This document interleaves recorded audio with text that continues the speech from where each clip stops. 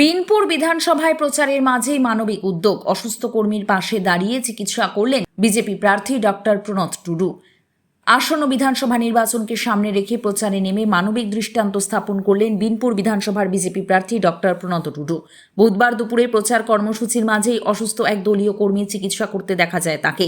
জানা গিয়েছে, বিনপুর বিধানসভার কেউদিশোল এলাকার বিজেপির সক্রিয় কর্মী অমল মণ্ডল দীর্ঘদিন ধরে অসুস্থতায় ভুগছেন। বিষয়টি জানতে পেরে প্রার্থী নিজেই তার বাড়িতে পৌঁছে যান এবং হাতে স্টেথোস্কোপ নিয়ে প্রাথমিক চিকিৎসা করেন। প্রার্থীর এই উদ্যোগে এলাকায় ব্যাপক সাড়া পড়ে। এরপর তিনি ভুলাভেদা অঞ্চলের বাড়িঘাটি, চিরুগোড়া ও কুশভলা এলাকায় জনসংযোগ কর্মসূচি সারেন।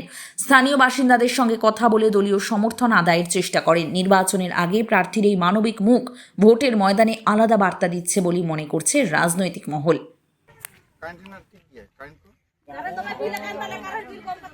अच्छा ठीक होय आता इंग्लिश ले जातो आपला फोन ले होय ভোট প্রচারের মধ্যখানে ডাক্তারি করতে দেখা গেল, কি বলবেন? দেখুন, আমি তো গত 20 বছর ধরে ডাক্তারি করেছি এবং ঝাড়গ্রাম মেডিকেল কলেজে ছিলাম। তো এখানে শুনলাম যে আমাদের একজন কার্যকর্তা, পুরনো কার্যকর্তা অসুস্থ হয়ে রয়েছেন। তো ওনাকে দেখলাম এবং জিজ্ঞাসা করলাম, ওনার শরীর স্বাস্থ্য নিয়ে জিজ্ঞাসা করলাম। কিছু ওনার কোমরের সমস্যা আছে, কিছু ব্যথার সমস্যা রয়েছে, আর কিছুদিন আগে ওনার মানে একটু শরীরটা ভালো ছিল না, দুর্বল ছিল। সেগুলো নিয়ে আলোচনা করলাম এবং ওনাকে মানে পরামর্শ দিলাম। আজকে কোন অঞ্চলে প্রচার?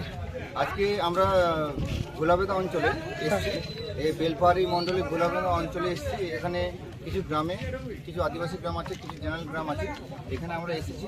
এখানকার কিছু সমস্যা আমরা শুনছি এবং সত্যি কথা বলতে কি, যেখানে বলছে যে দিদি বলছে যে জঙ্গলমহল হাসছে, কিন্তু দুর্ভাগ্যের বিষয় আমরা এখানে নিজের চোখে দেখছি যে রাস্তাঘাট ঠিক নেই।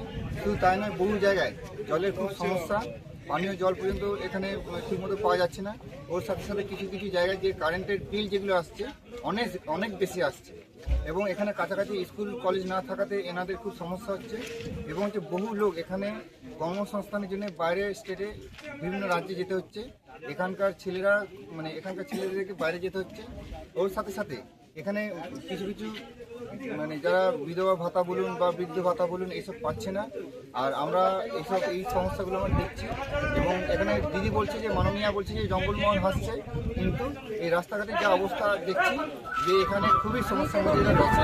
আপনি ভুলাভেদা অঞ্চলে প্রচার করছেন, এখানে জনসমর্থন কেমন আছে? এখানে জনসমর্থন খুবই ভালো আছে।